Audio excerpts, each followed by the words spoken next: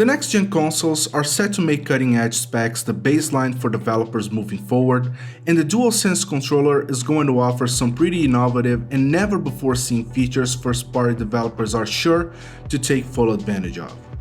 And with Gran Turismo 7 confirmed for the console, I'll go through 5 different ways the game could benefit from the PS5 hardware.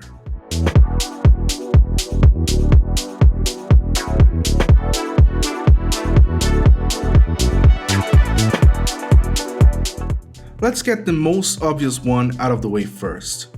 Aside from the expected reduced loading times, there's another thing I'm excited about the PS5 SSD read and write speeds, and that's improved asset loading. Up to this point, developers had to come up with all sorts of tricks to work around the issue of slow asset loading speeds of mechanical hard drives, and that's how things like aggressive LOD management and 2D textures used to give the impression of 3D objects at a distance came into existence, making all of these graphically demanding games possible on the hardware we've had up to this point. But one of the limitations that plagued racing games for decades has been the sense of speed. Some developers are able to make the most out of their engine and hardware available to provide a better sense of speed, while others seem to have more trouble with it, which goes to show that the issue isn't that easy to get around. With SSDs becoming the standard on the upcoming consoles, we could be seeing a much improved sense of speed in racing games overall. That Spider-Man demo running on the proprietary PS5 SSD Sony showed over a year ago is clear evidence of what's possible, and Gran Turismo 7 could definitely make use of it. Number 2. Sound. Now, a few of you probably know I'm not a sound guy. Poor sound design does definitely break the immersion, but not to the point where I feel a game becomes unplayable. That's not to say I can appreciate it when racing games get the sound right, and both Assetto Corsa and The Crew 2 are examples that pop right up whenever I think of audio quality. Gran Turismo Sport improved a lot in the sound department, especially as the follow-up to Gran Turismo 6, which was the laughingstock when it came to engine sounds, with people often comparing it to vacuum cleaners and washing machines. That said, there's still a lot of room for improvement, and Polyphony Digital could make the entire sound design a lot more visceral with the arrival of the PS5, especially if its audio capabilities turn out to be developer friendly. Ray traced audio is one area where we could see the biggest jump in audio quality, with car sounds echoing off the surrounding surfaces of any given track. Just imagine the massive ray trace sound reverberation we could get when driving through tunnels in Gran Turismo 7. Engine sounds could take on the acoustic characteristics of the car chassis it's mounted under, making each and every car stand out from one another. And as a Sony representative stated a few months ago, the PS5 audio hardware is going to allow players to tell different cars apart based on engine sounds alone, which sounds very promising indeed.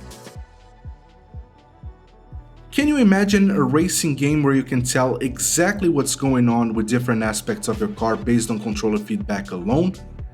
If you can't, it might be time to start nurturing the thought, as this is exactly what Sony has set out to do with the DualSense. Right up until the generation we're on, we have relied on a rather two-dimensional rumble feedback, but with the introduction of haptic feedback on the DualSense, a lot of doors are going to open for developers to explore how they communicate certain aspects of what happens during gameplay through the controller. While the classic rumble feedback offers varying levels of two-dimensional vibrations based on what's happening on the screen, haptic feedback is able to offer much more by applying forces, vibrations, and even motions, all through the very controller you'll be holding when the console comes out. And that translates to some very practical uses. In Gran Turismo 7, the haptic feedback could be used to give the player the ability to tell different surfaces apart. In Gran Turismo Sport, we all know that if you drive, or the more likely scenario, get pushed off the track and onto the dirt, it takes quite a bit of time for the rubble to come off your wheels.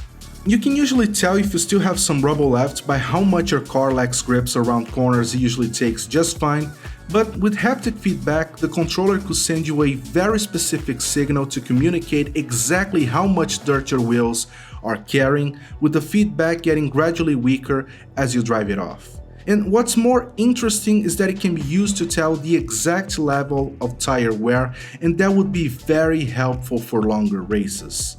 The The haptic feedback could tell you exactly how worn out your tires are and even tell you exactly what tire is more worn out than the others. Different tire compounds could send out different types of haptic feedback to indicate either more or less grip. Different weather conditions could be felt differently. Track and tire temperatures could all mean different tactile sensations all felt through the controller. And depending on how much fuel you have left on your tank, your car could feel entirely different, all thanks to this technology.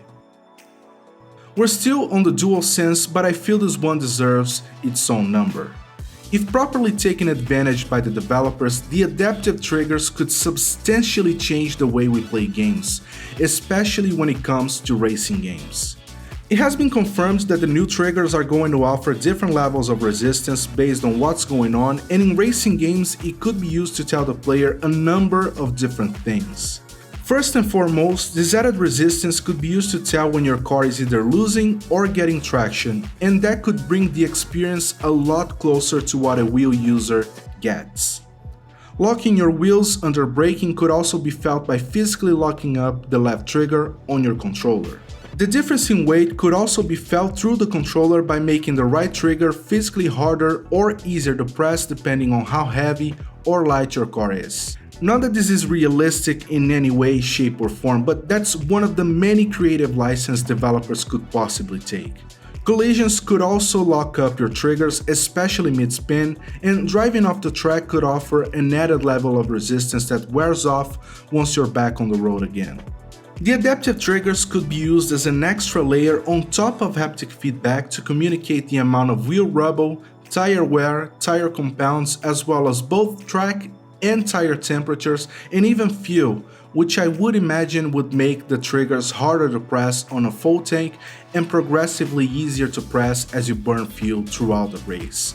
Really, I can sit here and speculate all day long. The possibilities are great and I'm very excited to see exactly how developers are going to explore both technologies. Graphics is an improvement we almost take for granted with every new generation, but with the arrival of Gran Turismo 7 we could finally be seeing the implementation of a true dynamic time of day and weather system. You can see on the trailer they showed at the PS5 showcase event clouds moving at a very fast rate, which might be an indication that the feature is indeed coming. Ray tracing is going to make the entire game a lot more beautiful, but I wonder whether we'll actually see ray tracing in races or if the technology is going to be reserved exclusively to making the already beautiful replays even more beautiful with real-time reflections everywhere. If you ask me, I think the replay scenario is more likely to happen, but ray tracing is not only about real-time reflections though. The technology could also be used to offer better and more accurate global illumination during gameplay, and this implementation would be a lot more beneficial than ray tracing itself, especially for a game featuring dynamic time of day and weather. But that's all I have for this video. What do you think? Do you agree with this list or do you have one of your own? Let me know in the comments down below. Looking forward to seeing what you guys come up with. Hit the like button, subscribe to the channel, and I'll talk to you guys on the next one. Bye.